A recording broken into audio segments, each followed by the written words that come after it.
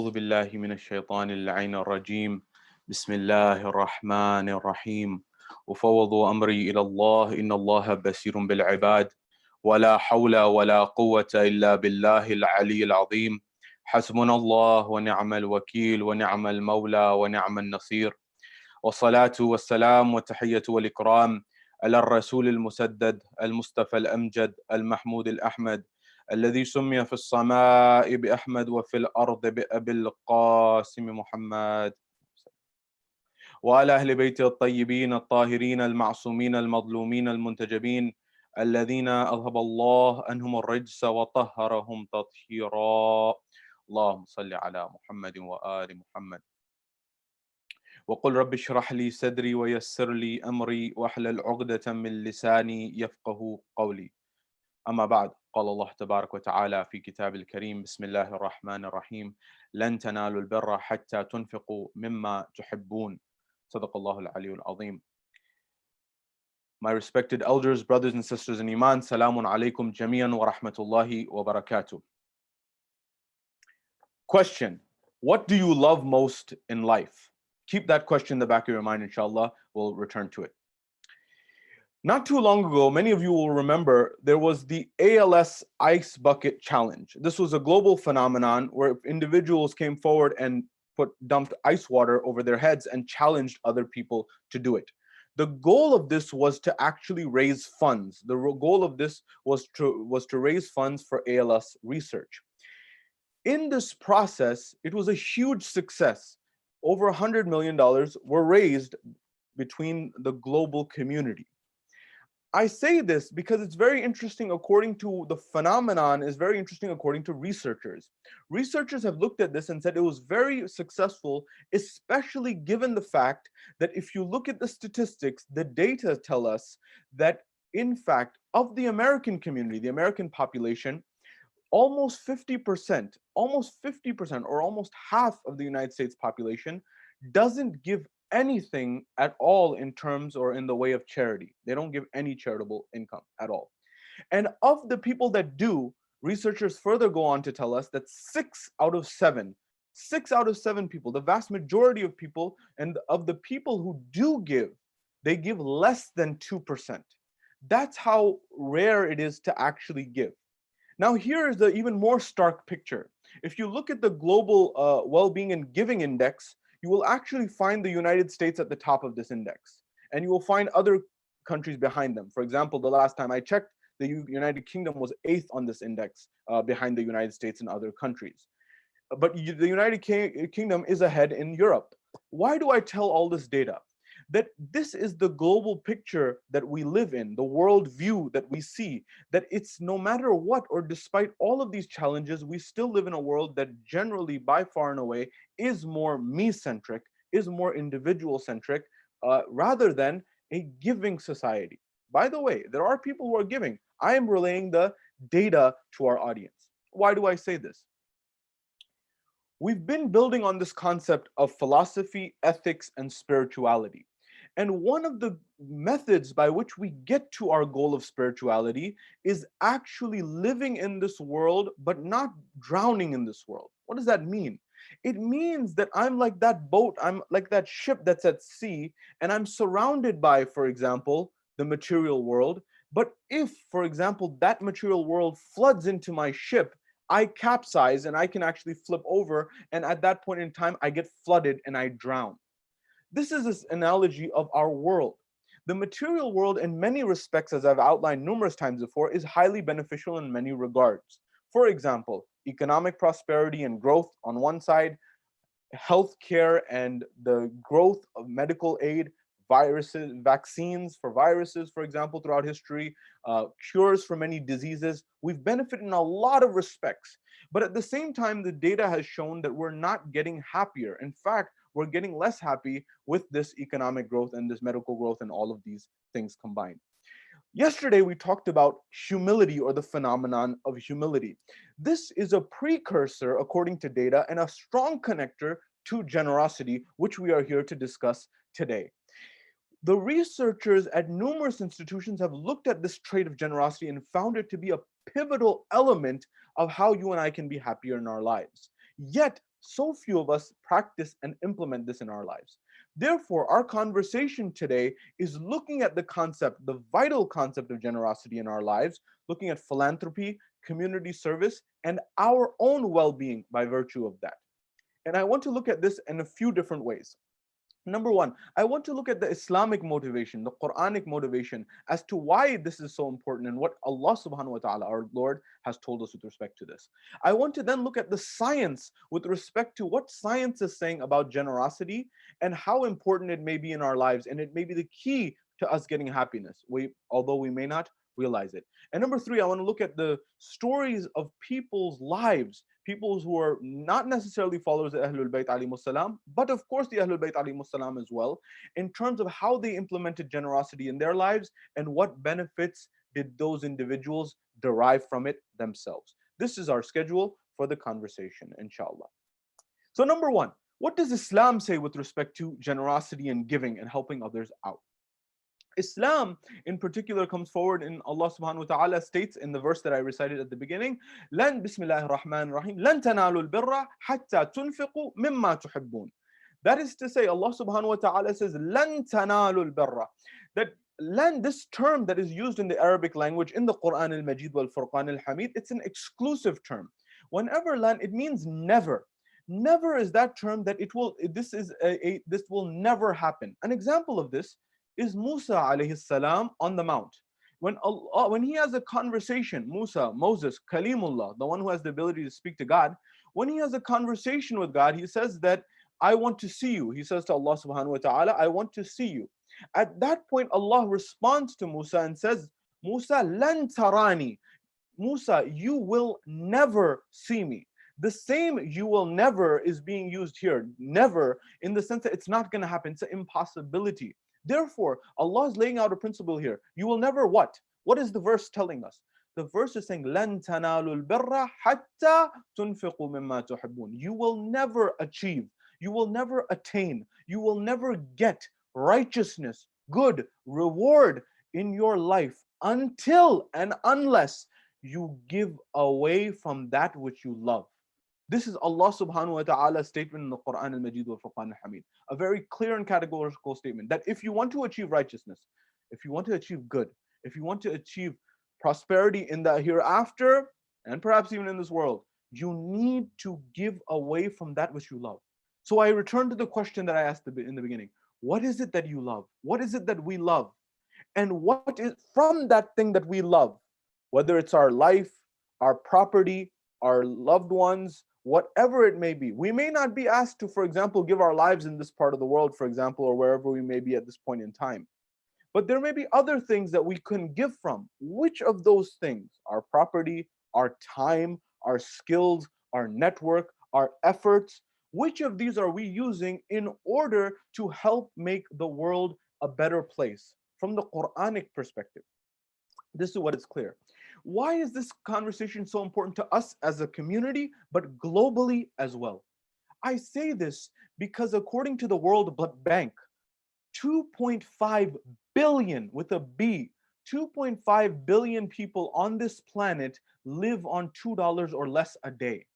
Less than $2. Imagine, you and I don't even bat an eye on spending that money, for example, on coffee, or half that amount on coffee, for example. By the way, I'm not saying anyone to stop that. What I'm saying is put things in relative perspective. Number one, 2.5 billion people, less than $2 a day. 780 million, almost 1 billion people on this planet do not have access to clean water.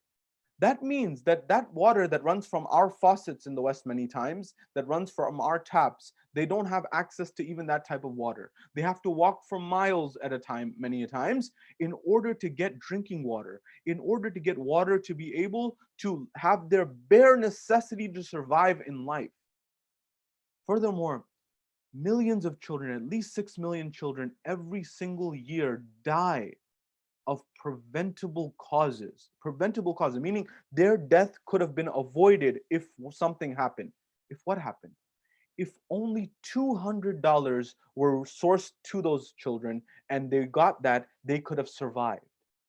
Imagine the value of a human life in our society has gone below $200 for an entire life. Imagine what you and I spend $200 on. This is getting at the motivation of what's going on in our society and what is our responsibility from this dimension. Because we hear, for example, it is attributed to Imam al-Hasan alayhi salam that multiple times this Imam, the grandson of Rasulullah, and other Ahlul Bayt, but let's use this example, multiple times in their life, they gave at least half of their income away in charity, or if not all of their income away. How is that possible? Sayyid Hakim comments on this and he says that, do we have any doubt that, for example, Allah will reward Imam Hassan alayhi salam or the Ahlul Bayt alayhi salam for their sacrificing and their giving half of their wealth or more away to people, other people? There's no doubt in our mind, Allah will reward them. But sometimes when we think about this in our own lives, there's a gap. We think that, for example, oh, this is just for the imams, this is just for the infallibles, this is not for us to do. And he says this is one of the impediments that can be there on the way to spirituality in our lives. Where it's not that, for example, we control our material possessions, but rather our material possessions begin to control us. How? They do this by us thinking in our minds and our hearts that if we give this away, that Allah subhanahu wa ta'ala, that God who provided for us in the first place, who gave us this benefit, this ni'mah, this blessing in the first place, is somehow not going to be able to give it to us in the future. And he cites a beautiful tradition from the Holy Prophet in this space that is attributed to the Holy Prophet, where he says that it's not that austerity, that being humble in your means, it is not that it means that you don't have trust, for example, in yourself, that you look at your hand and you trust what's in your hand. It's not that. It's that you have more trust of what's in your hand. You have more trust in actually the hand of Allah subhanahu wa ta'ala than what's in your own hand. You have trust in the hand of God, metaphorically speaking. What does that mean? That means that I know that if I have a certain amount of income, I have a certain amount of time, I have a certain amount of money, I have a certain amount of resources, that even though I give away from those resources, I have trust that the one who gave me, who has ultimately all the possessions in his hand, that is Allah. Yadullah fawqa aydihim, his hand above their hand, the hand of Allah subhanahu wa ta'ala. I have trust in that hand. That's what true austerity is. And that's really what leads to the line of spirituality. That is what leads us on a straight path towards spirituality. But if we can't overcome that, we get into a very difficult position to try to reach spirituality. Why do I say this? I say this in particular because the research is so clear on how beneficial generosity is for you and I in our lives, yet so few people implement it. Who? How? University of Notre Dame. Notre Dame University, a very renowned, prestigious institution in the United States of America.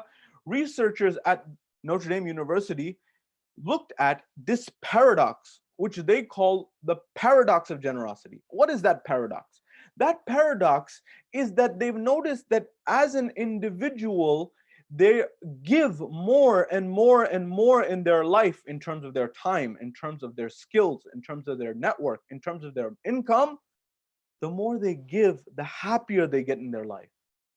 Yet the strange aspect, the researchers say, is the more people get in their life, the many times the less they actually give. That how is it possible there's such a straight path to be able to get to happiness through generosity, yet so few people apply it? I want to point out here as well, we talked about humility yesterday as well. Research study after research study from Notre Dame and other institutions has shown that humility, humbleness in one's being has tremendous benefits in terms of people's relationships, in terms of how they interact with others, in terms of their happiness. But you know what's very interesting here? Humility is actually a precursor. Humility is actually a sort of prerequisite. Humility is actually what comes before generosity. And so if you connect yesterday's discussion about humility and humbleness with today's discussion about generosity, you'll begin to see a roadmap of how you can adopt the ethics in your life and in our lives so that we can have humility, generosity, and ultimately other traits such as gratitude and others that get us to spirituality And by way of spirituality, we'll have peace and tranquility in our lives. The research is categorically clear. The paradox of generosity. The researchers at Notre Dame University, in fact, they wrote an entire book called The Paradox of Generosity, which I recommend you and I read so we understand this concept in our lives and we can implement it. You know, how do we implement spirituality? How do we implement this generosity in our lives? There's many ways to do this. Find what you are passionate about and just adopt a heart of giving and you'll be halfway there. What do I mean? Hatim al-Ta'i. Hatim al-Ta'i was that individual who was the most generous in Arabia, even before Islam, for example. Many people would ask Rasulullah, even after Hatim had passed away, he was renowned for his generosity. People would ask Rasulullah, they would say that, what about Hatim? You know, this discussion about heaven and hell, pluralism, can other faiths go? He asked about that. And at that point in time, Rasulullah said Hatim was a noble person and he will not be punished, for example. Nonetheless, Hatim was that person who they would tell about the generosity of Hatim. That in that moment that he had 40 doors in his palace, they say. And from each door he would give. A person would come to the palace of Hatim al-Ta'i, and when he would come through one door, he would ask for something from Hatim, some generosity from Hatim, some money, some income, some food, something. At that point in time, this person would put their hand out, and when they would put their hand out, Hatim would give them something behind the curtain, for example. And when he would give something, Hatim would whisper, "Go to the next door so I can give you something." So then he would go to the next door, and then Hatim would give him something. And then he would say, "Go to the next door." And then Hatim would give him something. Up until the point that Hatim would say, "Next door, next door, next door." They would go up to 40 doors. And Hatim would give from every single door. This was the generosity of Hatim al-Ta'i. But this generosity did not come from a vacuum. This generosity came from somewhere. It came from the behavioral traits that came from his mother, as we talked about in previous nights. His mother, the mother of Hatim al-Ta'i, was someone who embodied generosity in her life. How? They say there was a moment in time her brothers had given some income or some wealth to Hatim al-Ta'i's mother before the birth of Hatim, or when Hatim was not in the picture. She was someone who's extremely generous. And anytime she would get some income, anytime she would get some money, she would give it away to anyone. Her brothers said that we must teach her a lesson, that she is not going to get any of this income. She's not going to give any of this. We are going to put economic sanctions, as you and I would call it, on their family member, on their sister. They said this, we're going to do this to teach her a lesson so that she doesn't keep giving away everything that she has, so that she actually has responsibility, as they saw it. So after that, for a year, she lived extremely harsh circumstances, on bare means at all. At that point in time, after this 1 year of difficulty passed, the mother of Hatim al-Ta'i, we're told that after 1 year, her brothers come back and say that, "Have you learned your lesson? We hope you've learned your lesson. You've gone through extreme difficulty. You've gone through starvation. You've survived. But we wanted you to understand that you can't just give away everything you have. I hope you understand that you have to take responsibility now." So they gave her some income, some camels, some things to get by again. As soon as she got that income, she began to give it away again. At that point in time, the brothers were in shock. They said, "You didn't learn your lesson? You didn't learn when we gave you a year of hardship and now you got something and then you're giving it away? We thought you'd learn your lesson." At that point in time, she said, "This 1 year of difficulty has taught me the most invaluable lesson." They said, "What is that?" She said that I realized at this moment how difficult it is to go through a period of starvation and difficulty for 1 year. Therefore, I made the promise to myself that if I get anything in my life, I will never let anyone else face the difficulty that I faced. Look at the difference in the worldview. Look at how the worldview shifts. The brothers are thinking that this lesson will teach her to look after herself. Look at how this 1 year, the perspective of the mother of Hatim al-Ta'i was so different, where she said that, "No, this difficulty that I've gone through, now because of going through this difficulty, I know what it feels like. I won't let anyone else go through this again." It's a completely different paradigm. It's a completely different shift. These traits of humility, of generosity, are part and parcel of Islamic ethics, Islamic philosophy, and Islamic spirituality. But they're not just for Islam, they're for humanity, to serve the world. But this was the generosity of Hatim al-Ta'i. 40 doors, one after the other. He's telling the person, the next person, one after the one other, one after the other, one after the other. Go from this door, go from this door, go to this door, and I will give you at each door. But ask Imam Amir al-Mu'mineen Ali ibn Abi Talib. It is said that someone says that at some point in time they asked Ali ibn Abi Talib that who's more generous. They asked the Imam who's more generous, Hatim al-Ta'i or for example Ali ibn Abi Talib. And the response came back, what was the generosity of Hatim? They said the generosity of Hatim is that every time someone would come to one door, they would give, Hatim would give, and he would say, go to the next door, door after door after door, up until the point of 40 doors. They say that this is the generosity of Hatim, but the generosity of Ali ibn Abi Talib is such that he would give so much to that individual at the first door that they would not need to go to any other door. This is the generosity of Ahlul Bayt alayhimus salam, the epitome of generosity that you and I are supposed to embody in our lives. There's once a time, we're told in a narration, a man from Banu Umayyah and a man from Banu Hashim, they're having a debate. They're having a challenge, a competition. And what's the competition? The competition is the person from Banu Umayyah comes forward and says, I bet you that my tribe is more generous than your tribe. The man from Banu Hashim says that no doubt, and there is no doubt that Banu Hashim is the most generous of people. There's no way that you would win in this competition of generosity. Where Allah subhanahu wa ta'ala, He says in terms of giving, there's two types. One is that you do in privacy and seclusion, but there's another type that where you give if it encourages other people to give as well, a sort of healthy competition, if you will, a healthy benefit of society. What we would call in our modern world in philanthropy, a matching grant, if you will, or something that encourages others to also chip in and chime in. So he's saying the Umayyad and the Hashimite, they're having a debate. At that point in time, they say, very well, I will go to my tribe, you go to your tribe. The person from Banu Umayyah says, I'll go to my tribe. The person from Banu Hashim says, I'll go to my people, and we will ask them and see how much we get. The person from Banu Umayyah, he goes to the first individual. And when he goes to the first individual, he says that I am in a competition. He says that I want to see your generosity. He doesn't tell him about the competition. He says, I want to see your generosity. I'm in need, give me something. So he gives him something.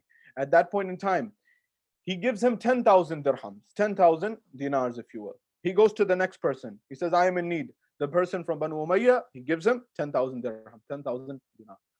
One after the other, up to the point that he goes to 10 different people. And when he goes to 10 different people, he gets the different income from these 10 people. 100,000 in total, 10 different people, 10,000 each, 100,000 in total. He comes back very happy, very proud. The person from Banu Hashim, he knows exactly where to go. He goes straight to the door of Hassan ibn Ali. When he goes to the door of Hassan ibn Ali, Imam al-Hassan alayhi salam, the one who they say he would dress well. And when asked why he would dress well, he would say, Inna Allah jameel yuhibbu jamal. Allah is beautiful, He loves beauty. But this is the example of Imam al-Hassan alayhi salam, that although he had income, although he had wealth, that wealth did not own him. It did not possess him to the point that if he lost it, he would have any regret. In fact, he gave it away numerous times, as I alluded to earlier. This same Imam Hassan, this man comes to Imam Hassan. Imam Hassan, whose table was very famous, his feeding the poor was very famous. This man comes to Imam Hassan. He says that I am in need. Can you help me? Imam al-Hassan straight away, without even batting an eye, he gives him 100,000 dirhams, 100,000 dinars. At that point in time, this man takes the 100,000. And then he knows exactly where to go from this. He was an intelligent man, a smart man. From Banu Hashim, he went straight to his brother, Hussein ibn Ali ibn Abi Talib. When he goes to Imam al-Hussein alayhi salam, Imam al-Hussein alayhi salam lays a principle for you and I here. What's the principle? Imam al-Hussein alayhi salam at this point lays a principle that he knows the truth, he's trying to make it clear for us. The man comes to Imam Hussein, he says, Yabna Rasulullah, O son, grandson of the Prophet, can you help me? I'm in need of some assistance.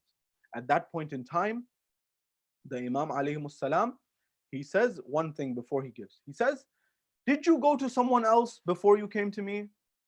He knows, of course, it's the Imam. He says that yes. He said, who? He says, to your brother, Hassan ibn Ali, your elder brother. So the Imam says at that point, then you know that I cannot give you more than he. Out of respect of his elder brother, he does not want to diminish the position of his elder brother, who's also the Imam, of course, who will be the Imam before him and all of this. He doesn't want to diminish his position. So he says, I cannot give you more. So he also gives, Imam Hussein alayhi salam gives 100,000 dirham or dinar, take your pick. When he gets this income, when he gets this money, the man from Banu Hashim, he goes back to meet the Umayyad. The Umayyad comes, the man from Banu Hashim comes. At that point in time, the man from Banu Umayyah feels very proud. He feels like he's done a lot. He's gotten a lot of money. So the man of Banu Hashim asks, how did you do? He says, I did pretty well. The Umayyads were very generous. How generous? He said, I got 100,000 dirhams from 10 different people. 10,000 each. Beat that. How are you going to do with that? The Hashemites, he smiled and he said that I got 200,000 from 2 individuals only. At that point in time, the Umayyad was enraged. When he was enraged, he says, who did you go to? He says, I went to Al-Hasan wal-Husayn. I went to Hasanain, Sayyid al-Shabab Ahl al-Jannah. That at that point in time, when he heard this, that I went to the leaders of the youth of paradise, for example, that Rasulullah said, he says that he became enraged, he became upset, the Umayyad, and he went back to his people and he took the money and he threw back to each individual 10,000 dirham each. And he says that I did not need this money, I was testing your generosity. He said, then they said, what's shortcoming in our generosity? He says, I received 10,000 from each of 10 individuals, that's 100,000 dirhams in total. So they said, it sounds good. What's the problem?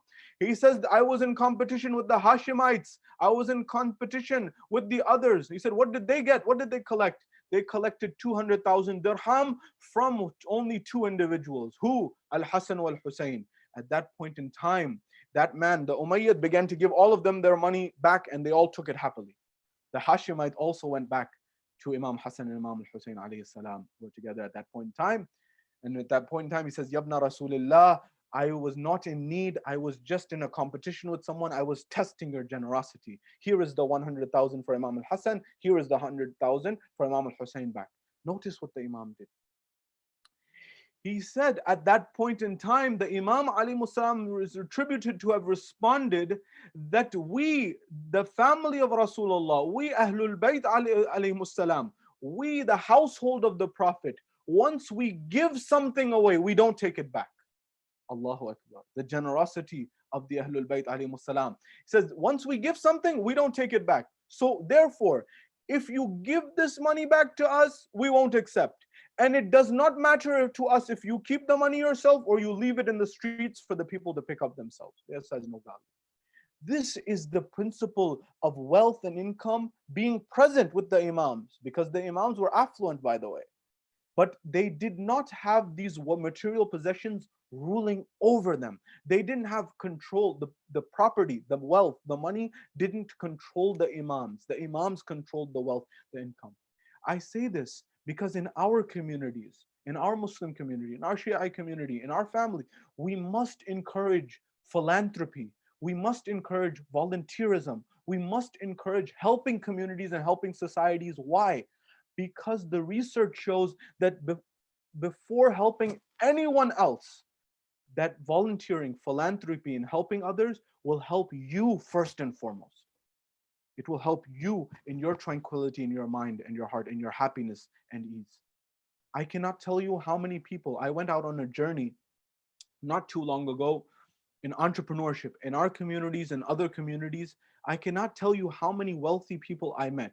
Some who, for example, made it a habit to give and they felt tranquility in their lives. But how many others I met who did not have a sense of being, a sense of purpose? The worst thing that one can do in life is achieve success from a material standpoint. That is, get the good education, get the good job, get the good house, get the good property, get all of the material well-being, but at the same time, not have a sense of purpose of why they're doing what they're doing.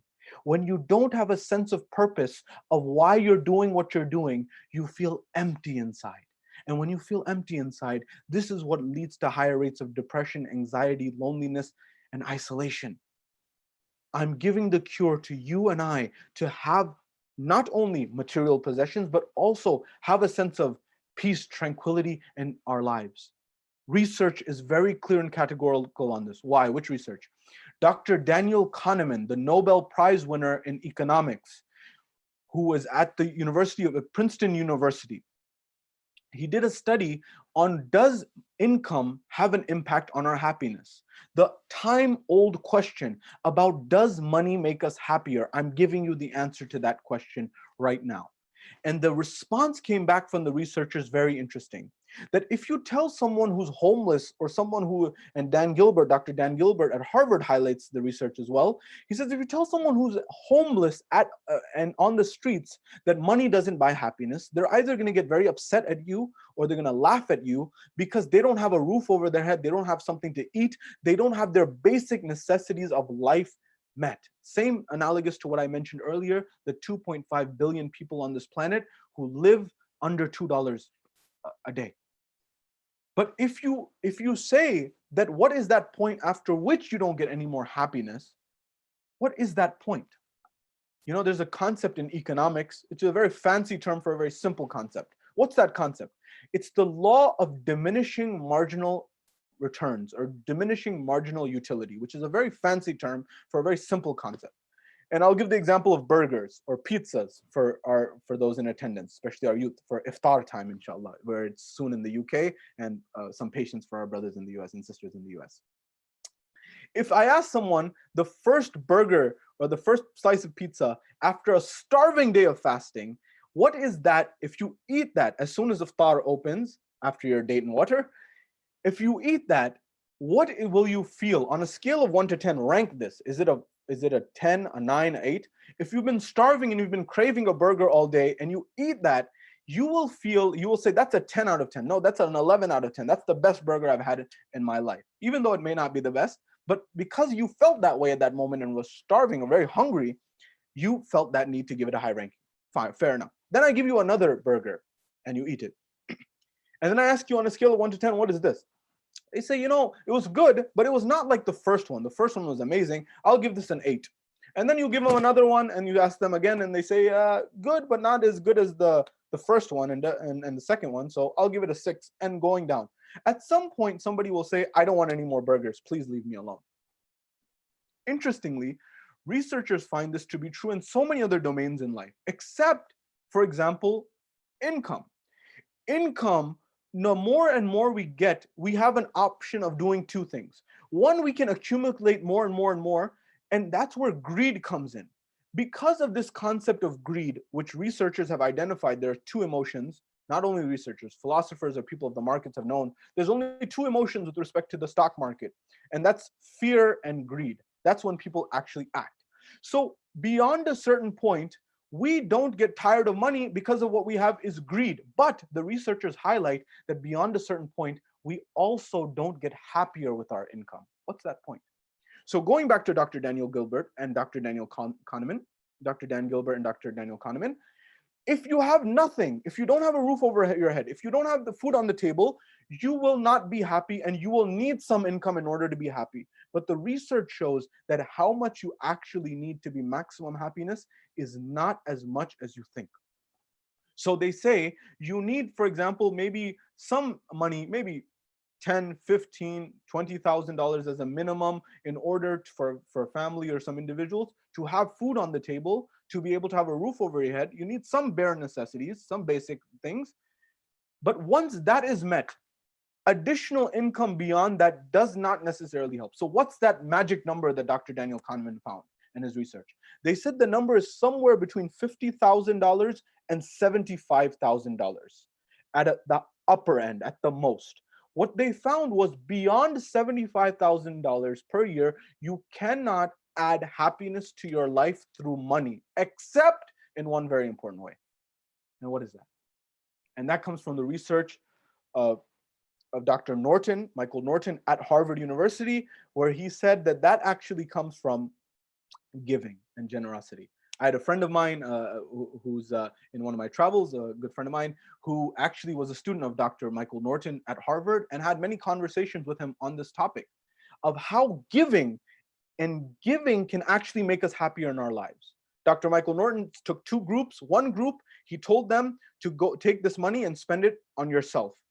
And the other group, he said, take this money and spend it on someone else. And many of them, he gave them $20 bills, and many of them went to the coffee shop. The people who spent the money on themselves, by far and away, their happiness was flat. But the people who spent the money on others, consistently their happiness rose and they felt more satisfaction in their lives. Therefore, my dear brothers and sisters, the research is absolutely clear. The traditions of Ahlul Bayt are absolutely clear. Islam is clear.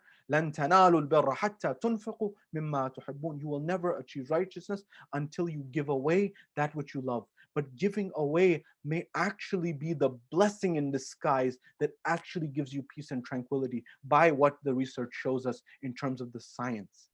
Therefore, take out time to volunteer in your community. Make some time. Find what you're passionate about. Volunteer in the community. Whatever cause that you're passionate about, Islamic or maybe otherwise. Volunteer and try to feed people who are hungry, for example. Help build a house, for example. Whatever you're passionate about, and researchers say, find something you're passionate about. Because when you're passionate about something, you are more likely to dedicate yourself to it and give something. If you have the income, give income, for example. But don't just give that. There's at least 4 ways in which one can give. You can give through your time, through volunteering and other efforts. You can give through your skills, your ability to speak, for example. You can give it through your ability to design, for example, if you're good at that. Whatever your skill is, your skills. Number 3, you can give through your network, the people you know. You can connect people with, for example, if you may not have the time, you may not have the, for example, the skills, maybe you know somebody who has the time or the skills, and you can connect them with certain causes. And finally, through your money, you can help other people. You just need conviction, and this is what will give you satisfaction in life. I want to close with one short story of an individual by the name of Imran Khan, who is the current Prime Minister of Pakistan. I want to talk about his life before politics, actually. And for those who may not be familiar, this is someone who started his career in cricket, and this people in the United Kingdom and Europe are well aware of this. For those in America, this would be, for example, our #1 sport in America is American football, and for example, baseball and other sports. This would be someone who's, for example, maybe a top basketball player in the United States, as an example. This individual achieved success on the cricket field, but I don't want to talk about that. I don't want to talk about the cricket, nor do I want to talk about the politics. I want to talk about what he did between that. His mother died from cancer. Like many of us, we have relatives, we have loved ones that we know. Cancer has harmed so many people. So many of our loved ones have been taken from this. And he says that I saw her suffering, some of the worst suffering in the last days of her life. And it left an imprint on me. It left something on me that really hurt. I say this because he said that he felt this pain, and many of you have felt this pain. Many of you have felt the pain of losing a loved one, maybe not through cancer, but through something else. And there's 2 things that we can do. We can sit and say that, you know what, this happened, I'm gonna grieve and take it personally, it's just me. Or I can do something about it. He dedicated himself to building a cancer institution. At that point in time, he invited 20 of the top physicians in the country being Pakistan, and asked them, how feasible is it to do the following? They said, what? He said, I want to build a cancer institution that is on par with the United States and Europe, and I want the treatment to be free. He says that 19 of the 20 physicians said, impossible. 1 of the 20 said, you can do the first condition, you can make it on par with the US and the United Kingdom, but you cannot do the second condition, you cannot give free treatment. But he had a dream and he did not give up. He said, I don't want to see anyone suffer the way my mom suffered. And because I had resources, maybe I could give her some treatment to help her a little bit, but other people, they don't have any means. And so he went to he set up charity galas in the United Kingdom, throughout Europe, throughout Pakistan, throughout the world. And when those funds were exhausted, he put his own funds. And when those were exhausted, he went to celebrities and Bollywood and wherever he went. And then he went to the streets and he went to the people. And he says that he got some of the most income from the people who had bare means, people who just had bread and salt on their table. Fast forward to today, not only was that cancer institution built on par with the US and the United Kingdom, not only that, over 70% of the population gets free treatment. and they're all and let alone they have another concept, they have another campus. I'm saying this because nothing is impossible. Only that thing that we perceive to be possible in our hearts and our minds is impossible. Everything's impossible until it's done. You need to have conviction and belief. Rasulullah could have said that I am not going to give any hope in these people, these pagans, because they are the worst and they're pelting me with stones and riddling me with blood. But he had conviction and he didn't give up. 23 years, it took time, but he did the unprecedented. He shifted the dynamics of the world. So I ask you, what is it that's your passion? What are you going to give? So you can look back at your life and say, I didn't waste my life. You don't feel empty. You feel a sense of purpose. Maybe you've lost a loved one. Maybe you have someone who has, for example, mental illness in their family. Maybe you have someone, for example, who is suffering. Maybe some element of suffering that you've undergone. Maybe make a pledge today and say that I'm not going to let anyone else suffer the way I had to suffer, and I'm going to try to reduce the suffering of the world by establishing a cause, by supporting a cause. And one element, as a final note, don't underestimate social entrepreneurship. You can actually make the world a better place by actually social endeavors that make the world a better place through your work. One example of this is kiva.org, a website that was established in order to facilitate the micro lending from one community to another, where people in industrial economies, developed economies, had excess incomes, and people in developing economies, underdeveloped economies, were in need of micro loans. They created a platform that allows the facilitation of microloans peer to peer, from individual to individual. Use the creativity you have, use the skills you have, use the time that you have before you lose it, as the Ahlul Bayt alayhimus salam have alluded to and said time and time again. What Rasulullah says to Abu Dhar, it is attributed that he says that, "O Abu Dhar, make use of your blessings before you lose them. Make use of your youth before old age. Make use of your health before sickness. Make use of your free time before you are occupied. Make use of your life before your death."